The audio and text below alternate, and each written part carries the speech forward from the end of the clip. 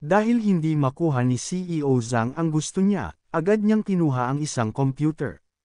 Sabay galit niyang sinira ang isang computer screen at walang hiya niyang inakusahan si Yang Chen ng paninira ng ari-arian ng kumpanya. Matapang niyang idineklara, kitang-kita ng lahat na ikaw ang sumire sa computer ng kumpanya. Ang sahod mo ay kakaltisan ng buo.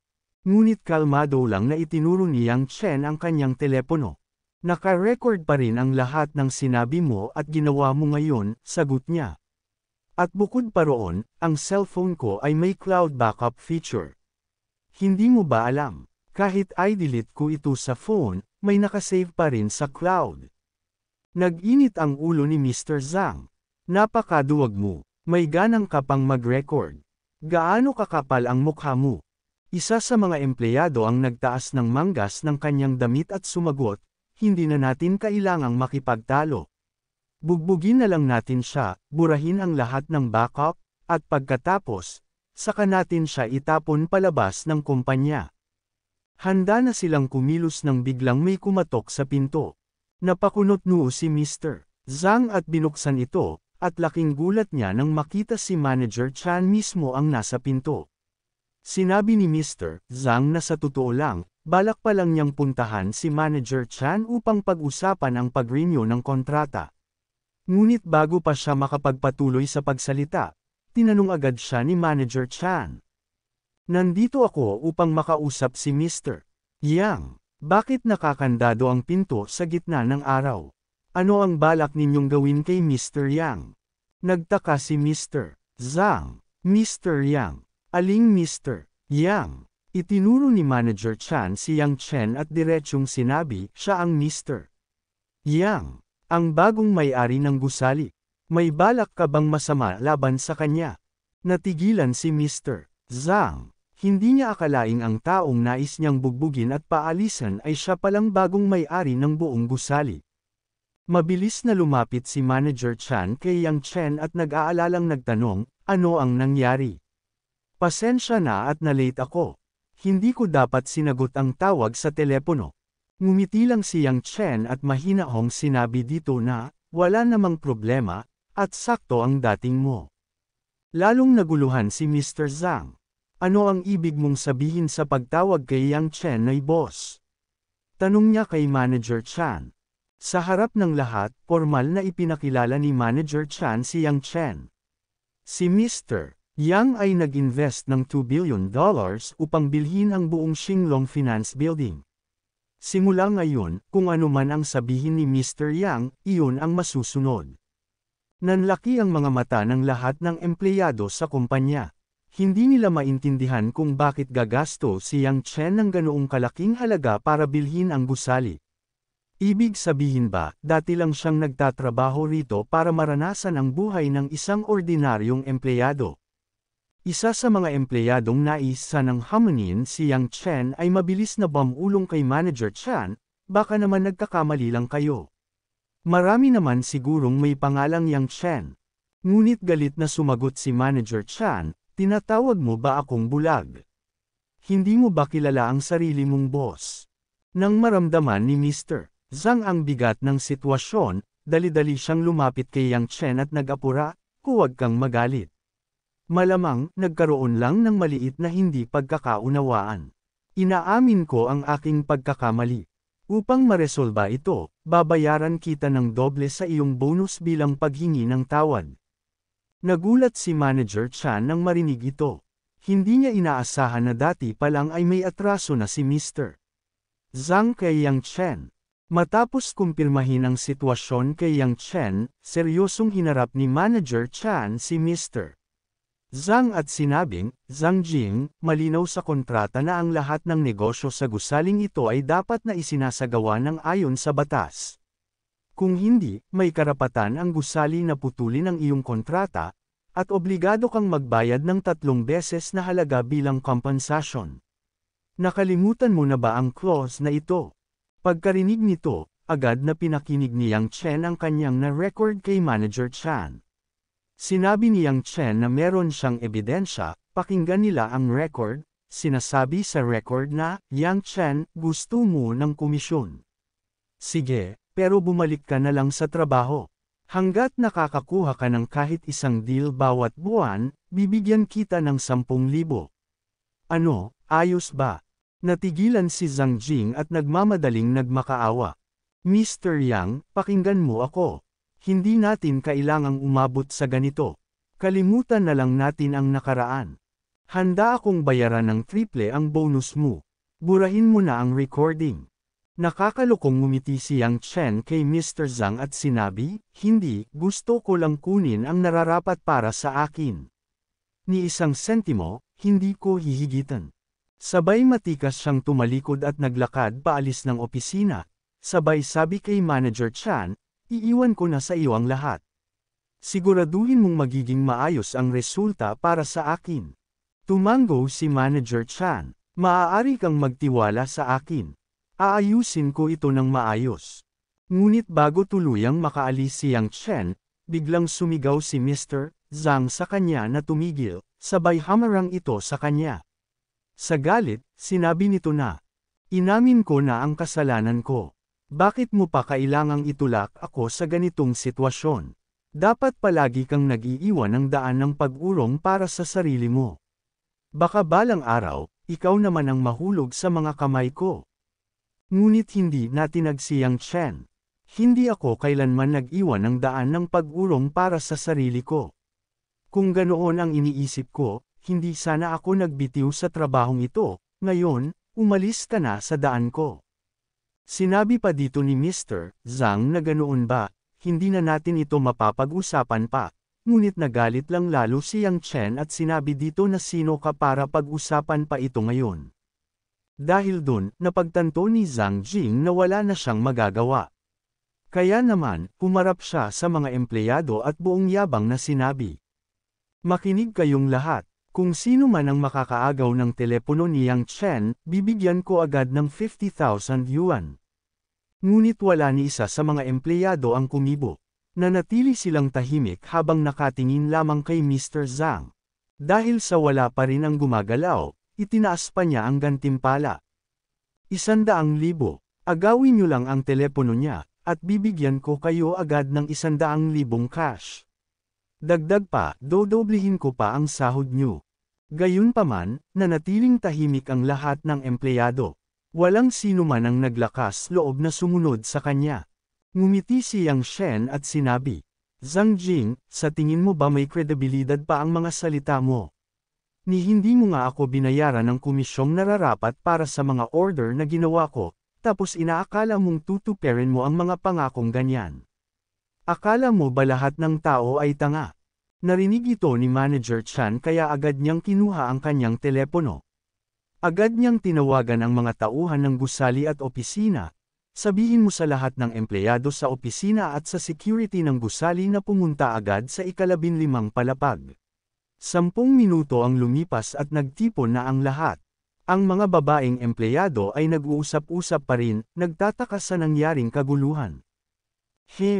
Ano kayang nangyari? Bakit tayo tinawag ni Manager Chan dito?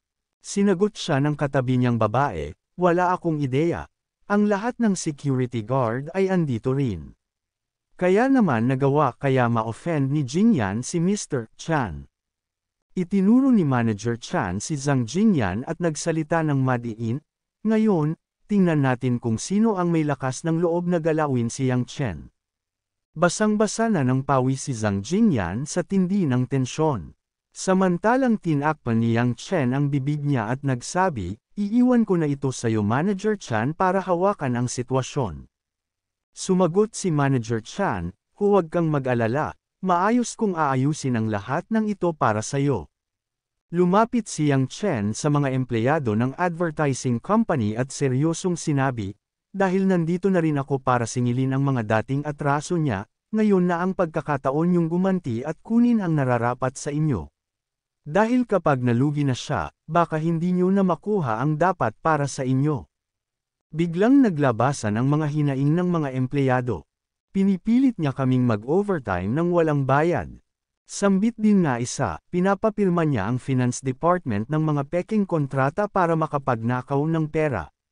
Nakisali na rin ang couple na lalaki at sinabi nito na, Palagi niyang dinideduction ang sahod namin ng walang dahilan. Maging ang empleyadong kanina ay pumapanig kay Zhang Jingyan ay biglang bumaligtad. Matagal na akong sawang-sawa sa kanya. Pero tiniis ko lang dahil kailangan kong mabuhay. Ngayong nandito na si Mr. Yang para pangunahan tayo, dapat nating labanan ang kasamaan hanggang dulo. Tiningnan siya ni Yang Chen at mapaklang ngumiti. Ang tusong traidor, bigla na lang naging matuwid. Makalipas ang ilang sandali, opisyal ng sinelyuhan ang advertising company ni Zhang Jingyan. Habang nag-iimpake ng kanyang gamit, galit itong sumigaw, Yang Chen, winasak mo ang karera ko. Hindi kita palalagpasin. Ngunit malamig lang ang sagot ni Yang Chen, ikaw ang sumire sa sarili mong karera, huwag mong isisi sa iba. May batas ang mundong ito, at hindi ito ginawa para tap-oka ng mga kagaya mo. Pagkatapos, humarap siya sa mga empleyadong nag-aayos ng gamit nila. Magtatayo ako ng bagong advertising company. Gagamitin ko pa rin ang opisina na ito. Sino ang gustong sumama sa akin? Agad namang sumang-ayon ang lahat at masaya silang nagsabi na sasama sila kay Yang Chen, ngunit itinaboy ni Yang Chen ang mga empleyadong dating pumapanig kay Zhang Jingyan. Kayo, mga tapat na aso ni Mr. Zhang. Bakit ko kayo tatanggapin? Lumayas kayo, hindi kayo welcome dito. Isang empleyado ang biglang lumuhad at yamakap sa binti ni Yang Chen, Boss, patawarin mo ako. Hayaan mo akong manatili. Ngunit matigas ang paninindigan ni Yang Chen. Anuman ang gawin mo, hindi kita tatanggapin. Kahit pa umalis ka o kaya naman patayin mo si Zhang Jingyan, hindi pa rin kita tatanggapin. Ang mga kagaya mong walang paninindigan ay hindi dapat manatili rito. Pagkasabi nito, tinadyakan niya ito palabas ng opisina. At sinabihan itong umalis na siya rito. Pagkatapos, tumingin siya sa lahat at nagsabi, sa loob ng kalahating buwan, maaari kayong bumalik sa trabaho. Ang bagong management ng kumpanya ay ipagkakatiwala ko kay Xu Shaoli. Kung may problema kayo, siya ang lapitan ninyo. Oras na ninyo upang magbakasyon muna, umuwi na kayo at magpahinga. Maghintay na lang kayo ng abiso para bumalik dito at magtrabaho ulit. Hindi makapaniwala si Shaoli sa biglaang promosyon. Lahat ng empleyado ay napatingin sa kanya. Nag-alinlangan siya, wala akong karanasan, hindi ko alam kung kaya ko ito. Ngunit sinabi ni Yang Chen, hindi mahalaga kung wala kang karanasan. Basta handa kang matuto, sapat na iyon. Dahil dito, lumakas ang loob ni Shaoli. Susundin ko ang lahat ng ituturo mo at sisiguraduhin kong hindi kita bibiguin. Nagpasalamat ang lahat ng empleyado kay Yang Chen habang nakayuko ang mga ito. Habang ito'y paalis nagpaalam na ang mga empleyado sa kanya ng masaya. Pagdating niya sa parking lot, napangiti siya. Tapos na ang matinding paghihiganti ko. Panahon na para bumalik sa trabaho. Pagpasok niya sa kanyang sasakyan, biglang dumating ang isang bagong order. 500 metro lang ang layo. Sakto, tatanggapin ko ito. Sabay mabilis na niyang pinatakbo ang sasakyan upang puntahan na ang kanyang bagong pasahero. Pagdating niya sa pick-up location, nagulat siya nang makita ang dalawang pasaherong naghihintay. Isa sa kanila ay isang dating kaklase niya sa kolehiyo. Ito ay si Wang Lizin. Napataas ang kilay niya at naisip, ang ganda naman ng pagkakataon na ito. Habang pinagmamasdan niya ang mga ito, napagtanto niya sa sila talaga ito.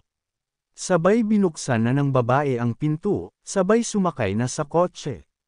Masayang tumingin si Wang Lizin kay Yang Chen at sinabi, Yang Chen. Ikaw pala, ang galing ng timing natin ah. Nagpapakasaya ka ba kasama ang boyfriend mo? Tanong ni Yang Chen habang pinapasakay ang dalawa sa kanyang sasakyan. Lumapit si Wang Lizin sa kanyang kasintahan at hinawakan ang kamay nito. Ipinakilala niya ang kanyang kasama kay Yang Chen. Ipakikilala ko sa iyo ang aking kasama. Ito ang boyfriend ko, si Zhang Jingkun. Pagkatapos, tumingin siya kay Jingkun at ipinakilala si Yang Chen. Zhang, itong driver na ito ay kaklase ko sa universidad noon, si Yang Chen. Noong panahon namin, siya ang pinakamatalino sa buong universidad. Bukod pa roon, napakagwapo niya. Naging seryoso si Jingkun at nagtanong, ibig mong sabihin, sikat siya sa mga babae? Sumagot si Wang Lizin, oo. Maraming babae ang may gusto sa kanya, pero sayang, may girlfriend na siya noon. Pagkatapos ay humarap siya kay Yang Chen at masayang nagtanong, by the way, naghiwalay na ba kayo? Oh, pasensya na, ang ibig kong sabihin ay, kamusta na kayong dalawa? Ikakasal na ba kayo? Dahil sa mga sinasabi ng dalawa, ninas na si Yang Chen kaya bigla niyang inapakan ang silinyador. Matigas niyang sinabi kay Wang Lizin, matagal na kaming naghiwalay. Ngumisi si Wang Lizin at niloko pa siya, sayang naman. Tinanggihan mo ang napakaraming babae para sa kanya, at ngayon, pinagsisisihan mo na ba? Agad namang sumagot si Yang Chen, tinanggihan lang naman kita. Bakit mo pa binabanggit yan ngayon? Malanding ngumiti si Wang Lizin at sinabing, hindi ko naman ibig sabihin yun. Sa totoo lang, nagpapasalamat pa nga ako sa'yo. Kung hindi mo ako tinanggihan sa harap ng maraming tao noon at pinagalitan pa, malamang miserable na ang buhay ko kasama mo ngayon. Biglang sumingit si Jingkun at sinabi, tama. Hindi lang iyon, pinahiya ka rin niya. Hinawakan ni Wang Lizin ang kanyang baba at nagpatuloy, oo nga. 19 na taong gulang ako nang umamin ako ng pag-ibig sa kanya. Pwede naman niya akong tanggihan, pero hindi niya ako kailangang hiyain. Walang emosyon namang sumagot si Yang Chen, ang tagal na noon, hindi ko na nga maalala kung ano ang sinabi ko. Pero kung may nasabi man akong mali, humihingi ako ng paumanhin. Biglang hinawakan ni Jingkun ang balikat ni Yang Chen at sinabing, dahil mukhang totoo ang pagsisisi mo, sakto naman, kulang ang kumpanya namin ng isang clerk. Ang trabaho mo lang ay magtimpla ng tsaa at maglinis. Bakit hindi mo nalang itigil ang pagiging online driver at sumama sa kumpanya ko? Masayang ngumiti si Wang Lizin at nagdagdag, tama. Si Zhang Jingkun ay planning manager ng high-end advertising company. Kapag pumasok ka sa kumpanya, makikiusap ako sa kanya na alagaan ka. Ngunit seryosong tumanggi si Yang Chen, hindi na. Mas gusto kong magmaneho ng online car kaysa maging isang clerk. Biglang binuksan ni Yang Chen ang bintana ng sasakyan, dahilan upang pagpawisan ng husto si Wang Lizin. Ano ba, Yang Chen? Bakit mo binuksan ang bintana? Isara mo yan at buksan mo ang aircon. Sobrang init, reklamo niya. Ngunit seryosong sumagot si Yang Chen, wala namang nakasaad sa order na obligado akong buksan ang aircon. Pero kung gusto mong buksan ko ito, sabihin mo muna ang ilang magagandang salita. Kapag natuwa ako, baka buksan ko. Dahil dito, hindi na nakapagtimpi si Jingkun at sinigawan siya, ano bang pinagsasabi mo? Kung hindi lang dahil kaklase ka ni Wang Lizin, matagal na kitang tinapos. Buksan mo ang aircon ngayon din. Huwag mo akong pilitin gumawa ng gulo. Naiinis na si Yang Chen sa ugali ng dalawa. Agad na yamakap si Wang Lizin sa braso ng kanyang kasintahan at sinabing, huwag kang magpadalos-dalos. Siya ang nagmamaneho ng kotse. Kapag sinaktan mo siya, paano kung mawalan siya ng kontrol? Baka madisgrasya pa tayo. Pagkatapos ay mata-ray siyang tumingin kay Yang Chen, Yang Chen, dati tayong magkaeskwela. Buksan mo na ang aircon at hindi ko napalalakihin pa ang nangyari. Pero kung hindi mo gagawin, magbibigay talaga ako ng masamang review at magrereklamo ako. Wala kang magagawa kung mangyari yun. Ngunit walang pakialam si Yang Chen. Alam niyang kikita pa rin siya kahit magbigay ng masamang review ang babae. Kaya kalmado lang niyang sinagot ito, huwag mo akong takutin sa mga bad review mo. Kung ayaw mong sumakay, bumaba ka na. Dahil dito, tuluyan nang napuno si Jingkun at hindi na napigilan ang galit. Huminto ka ngayon din. Bilasan mo, sigaw niya. Agad namang ipinarada ni Yang Chen ang sasakyan, at mabilis na bumaba ang dalawa. Pagkababa nila, biglang sinipa ni Jingkun ang sasakyan ni Yang Chen at sumigaw, lumabas ka riyan. Sabi ko, lumabas ka ng sasakyan. Ngunit ngumisi lang si Yang Chen at sinabing, hindi ako bababa. Ang init kaya, kayo na lang ang mag-enjoy dyan sa ilalim ng araw ng tag-init. Pagkasabi niya nito, agad niyang pinaandar ang sasakyan at mabilis na umalis. Gusto pa sanang habulin ni Jinko ng kotse, pero wala na siyang nagawa. Sa inis, sinigawan na lang niya ito, huwag kang tatakbo. Huminto ka dyan. Ngunit napagod din siya at tumigil na sa pagtakbo. Makikita sa mukha niya ang labis na pagkainis. Lumapit sa kanya si Wang Lizin at nagtanong, Jinkon, nasaan na tayo ngayon? Sinabi ni Jinkon, nasa tulay tayo na nasa ibabaw ng ilog, at mukhang hindi rin pwedeng magparada dito. Kaya hindi tayo makakatawag ng sakay dito. Nagulat si Wang Lizin at nagtanong, ano na ngayon ang gagawin natin? Kinuha ni Jinkon ang kanyang telepono mula sa bulsa, binuksan ang Uber app, at mabilis na nagbigay ng masamang review kay Yang Chen. Bibibigyan ko siya ng bad review at magrereklamo ako. Sisiguraduhin kung hindi na siya makakapagtrabaho. Sigaw niya. Samantala, habang nagmamaneho si Yang Chen, biglang tumunog ang kanyang sistema. Mayroon kang bagong bad review.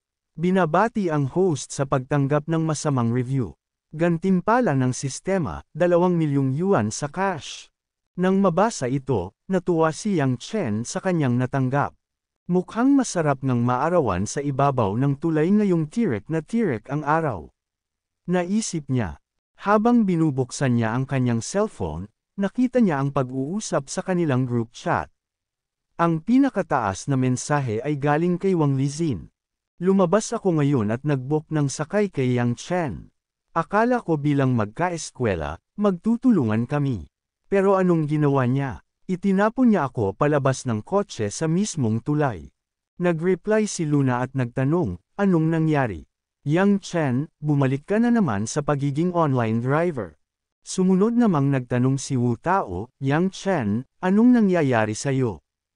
Hindi ba nagtatrabaho ka noon sa isang advertising company? Sumali rin sa usapan si Xu Xiao, baka may pinagdadaanan siya o baka nagpahinga lang sandali sa trabaho. Yang Chen, bakit hindi ka sumasagot? Lumabas ka na at ipaliwanag mo para hindi ka mapagkamalan ng iba. Hindi mo na ito pinansin ni Yang Chen dahil pumasok siya sa isang restaurant upang bumili ng maiinom. Pagkatapos niyang bumili, lumabas siya habang nakatutok sa kanyang cellphone. Dito na niya ipinaliwanag ang kanyang sitwasyon sa group chat. Nag-resign ako sa trabaho ilang araw na ang nakakalipas, kaya nagmamaneho muna ako bilang online driver pansamantala. Kung nahihiya kayong makasama ako, pwede ninyong ipagwalang bahala na lang ako kapag nakita ninyo ako. Dagdag pa niya, ipapadala ko ang recording ng kotse sa customer service para sa review, at ipapadala ko rin ito sa group chat para mapakinggan ninyo mismo. Matapos ang ilang saglit, naipadala na ni Yang Chen ang recording sa group chat. Kaagad namang nagparamdam ang maraming kaklase nila sa pamamagitan ng mga sagot at komento. Samantala, bumalik ang eksena kina Wang Lizin na naglalakad sa ilalim ng matinding sikat ng araw. Galit na galit siya sa kanyang nabasa sa group chat. Pinost niya ang recording sa class group. Ngayon, lahat sila ay sinisisi ako. Reklamo niya. Lalong nagalit si Jinko nang marinig ito. Itinikom niya ang kanyang kamao, halatang gusto na niyang manakit. Buwisit na kaklase mo, hindi ko siya palalampasin. Magpadala ka ng mensahe sa kanya, sabihin mong iniimbitahan mo siya sa isang party sa Hing Hotel sa linggo. Palolokohin natin siya para makita ng lahat kung paano ko siya ipapahiya sa harap ng buong klase. Agad namang sumang-ayon si Wang Lizin sa plano ng kanyang kasintahan. Ang talino mo talaga, mahal. Sige, pabagsakin natin siya. I got so much motherfucking